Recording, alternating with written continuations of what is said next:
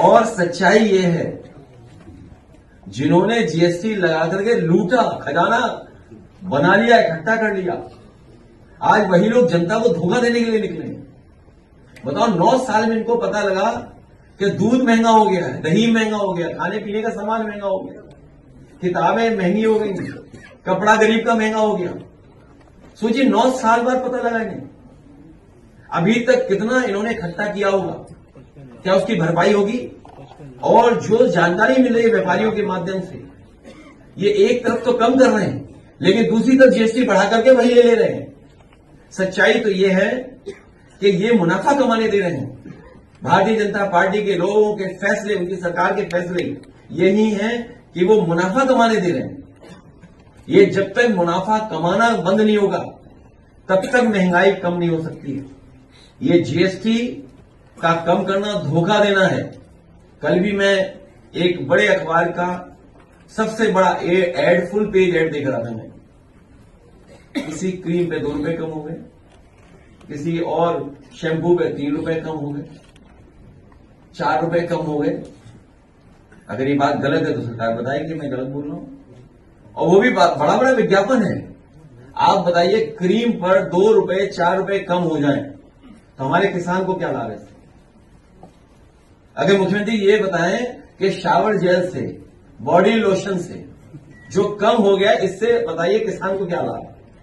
हमारे नौजवान को कौन सी नौकरी मिल गई, रोजगार मिल गया, कौन सा कारोबार बढ़ गया?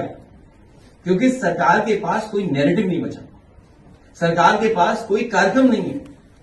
इसलिए ये धोखा देने के लिए गंजिंग करने निकले। गंजिंग करने वालों को सबक सिखाने का काम करेंगे। गंजिंग और गांजा। आज ही एयरपोर्ट पर जो गंजिंग कर रहे हैं उन्हें पता होगा, अखबार पढ़ा होगा उन्होंने, कि 2 माह में 44 करोड़ गांजा पकड़ा गया। बताइए,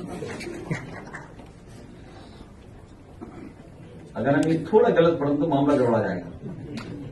गंजिंग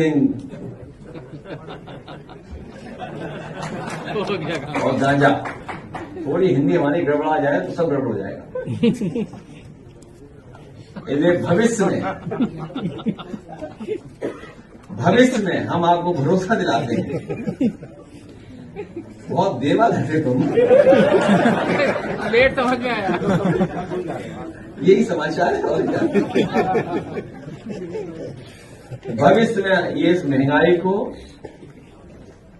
कम करने के लिए समाजवादी पार्टी संकल्प लेती है कि डॉक्टर राममनोहर लोहिया और नेताजी ने जो दाम बांधो नीति को लेकर के समय समय पे बात रखी थी और सरकार बनने पर कुछ चीजों पर अमल किया गया। हम उत्तर प्रदेश की जनता को भरोसा दिलाते हैं कि 2027 में सरकार बनने के बाद दाम बांधो नीति को लागू कर करके जरूरत की चीजों को सस्ता करने का काम करेंगे। उसकी कीमत कुछ भी हो, एक दाम बांधो नीति जो डॉक्टर राममनोहर लोहिया जी ने दी थी, समाजवादियों की है, उस दिशा में हम लोग काम करने का काम करेंगे।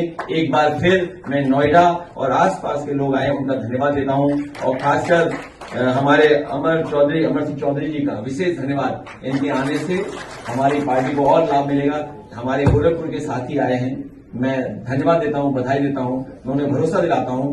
राजनीतिक तौर पर उनको सम्मान देने का काम और सामाजिक न्याय की जो लड़ाई आप लोगों ने लड़ी है, बाबा साहब भीमराव अम्बेडकर जी के सिद्धांतों को लेकर के, माननीय काशीराम जी के